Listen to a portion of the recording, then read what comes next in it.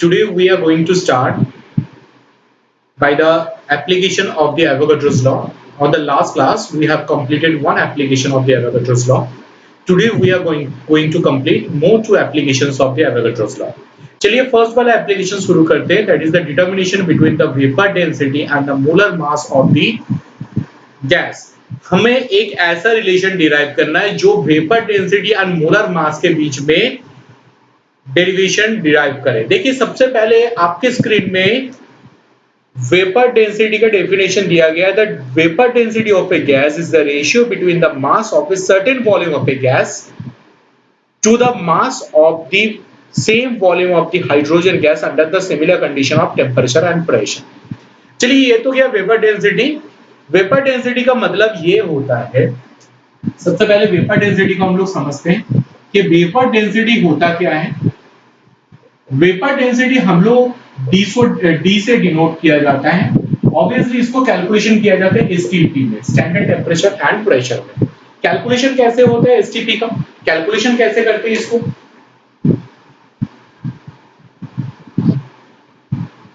इसको कैलकुलेशन कुछ ऐसे किया जाता है कि वेपर डेंसिटी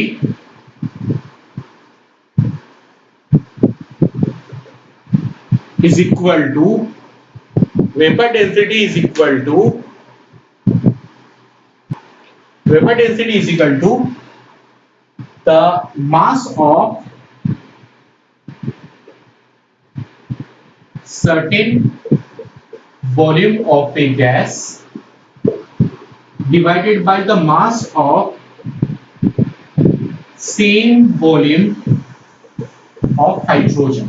मतलब मैं एसटीपी में सर्टेन वॉल्यूम में अगर 1 लीटर कोई गैस का मास लेके मेजरमेंट कर रहा हूं, वो 1 लीटर हाइड्रोजन के मास से जितना ज्यादा हेवी है that is called the vapour density. मतलब मैं इसको और भी लिख सकता हूं, मास ऑफ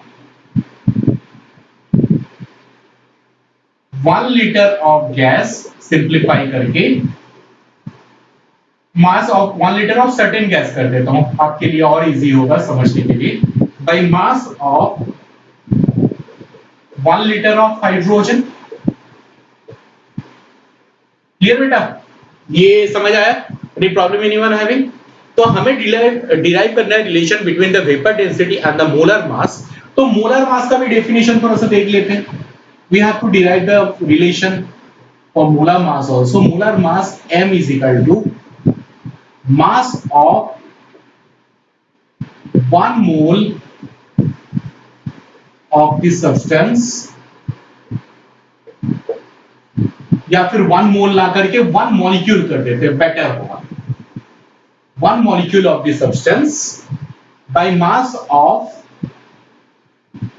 1 hydrogen, किसके रेस्पेक्ट में? हाइड्रोजन एटम के रेस्पेक्ट में। कौन से क्लास में सीखे थे हम लोग? क्लास 9 में सीखे थे, याद होगा।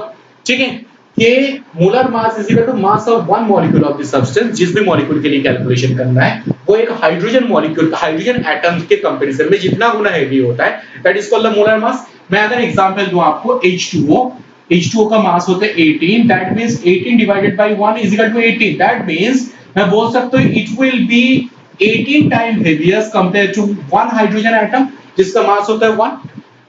एक हाइड्रोजन एटम के कंपैरिजन में ये 18 टाइम्स हेवियर है, ये 18 टाइम्स हेवियर है, that we have to know. Okay, ये रिलेटिव मास है बेटा, ये एक रिलेटिव मास है। रिलेटिव मास मींस आप दुकान जाते हो, दुकान जाके सपोज मुझे शुगर खरीदने के लिए जाते हो। शुगर खरीदने के लिए आप जब जाते हो, दुकानदार आपको क्या करते हैं, 1 किलो का एक वेट लेता है, उसके रिस्पेक्ट में आपको शुगर मेजर करके देता है। So this is the relative mass.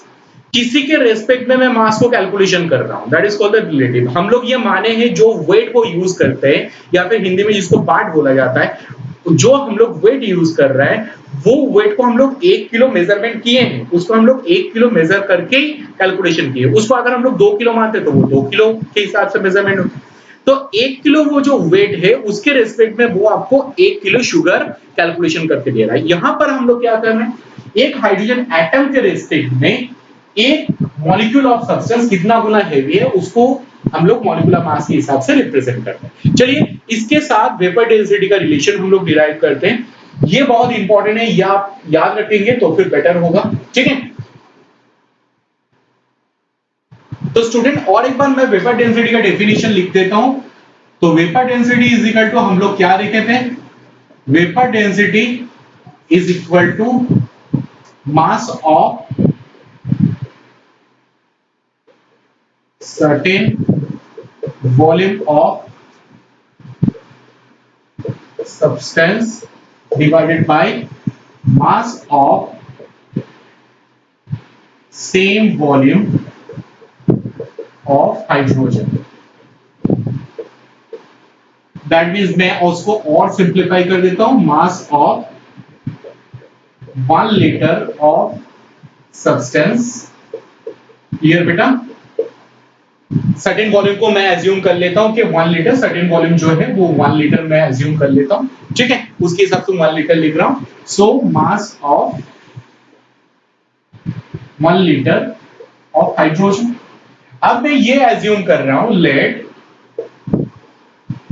According to Avogadro's law, अगर वॉल्यूम सेम होता है तो उसमें नंबर ऑफ मॉलिक्यूल भी सेम होता है, ये आप लोग जानते हो। सो 1 लीटर कोई भी सब्सटेंस के लिए n number of molecule present है, ये आप मान के चलो। मैं मान रहा हूं कि 1 लीटर कोई भी सब्सटेंस में n number of molecule present है। तो फिर कैलकुलेशन कैसे होगा, तो फिर मैं इसमें लिख सकता हूं mass of n molecule of substance divided by mass of n molecule of hydrogen लिख सकते हैं, ठीक है। अब n को मैं अगर 1 में कन्वर्ट कर लूं, दैट मींस मैं लिख सकता हूं mass of 1 molecule of substance divided by mass of 1 molecule of hydrogen। लिख पाऊंगा बेटा? कोई प्रॉब्लम? No problem. तो mass of 1 molecule of hydrogen, that means मैं लिख सकता हूं mass of 1 molecule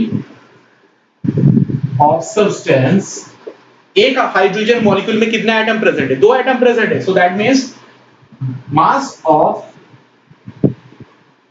2 atoms of hydrogen, right बेटा? सो दैट मींस मैं ये 2 को सामने लेके आ रहा हूं। सो दैट मींस इसको मैं लिख सकता हूं हाफ मल्टीप्लाइड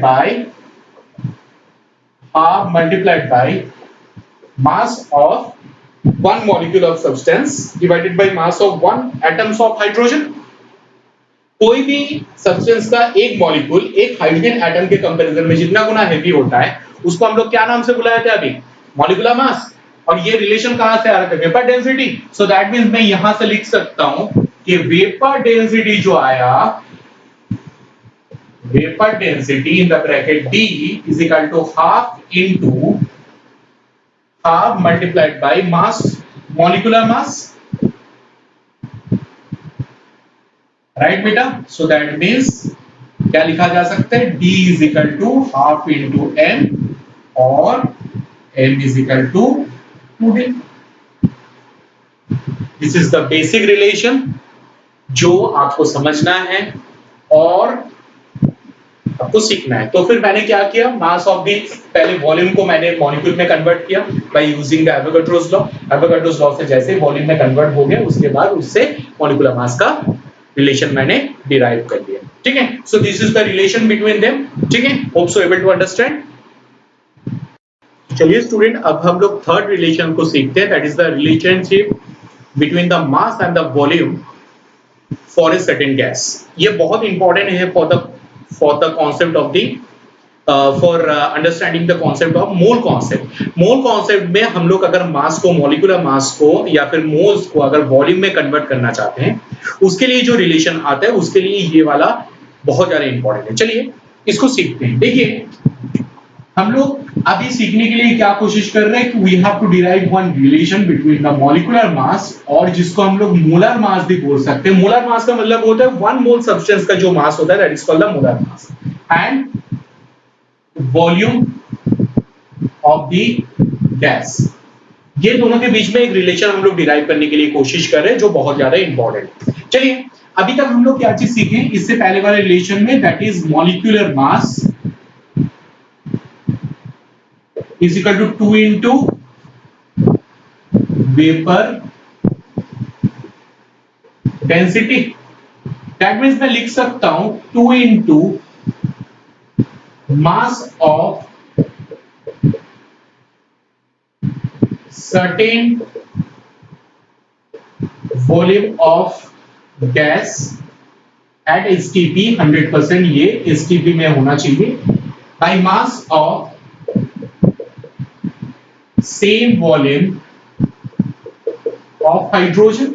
देखो वेपर डेंसिटी की डेफिनेशन यहां दिया गया है, vapour density is equal to mass of certain volume of gas by mass of the volume of the same volume of hydrogen at the similar condition. मैं ये condition को क्या रख रहा हूं, एसटीपी लेके डील कर रहा हूं। बात समझ आ रही है? ठीक है, तो मैं इसको जस्ट मैं कन्वर्ट कर रहा हूं 2 into mass of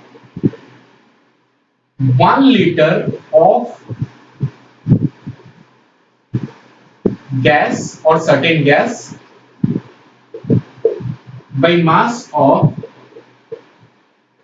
1 litre of hydrogen.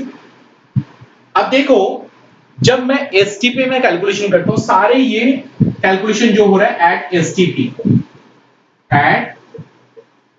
देखो जब एसटीपी में कैलकुलेशन होता है तब ये चीज आप समझ लो, at STP standard temperature and pressure, mass of 1 litre of hydrogen ये एज्यूम किया जाता है, mass of 1 litre of hydrogen को ये एज्यूम किया जाता है दैट इज 0.089 ग्राम। ये प्रूव करके देखा गया है कि 1 लीटर हाइड्रोजन का जो मास होता है वो होता है इतना ग्राम।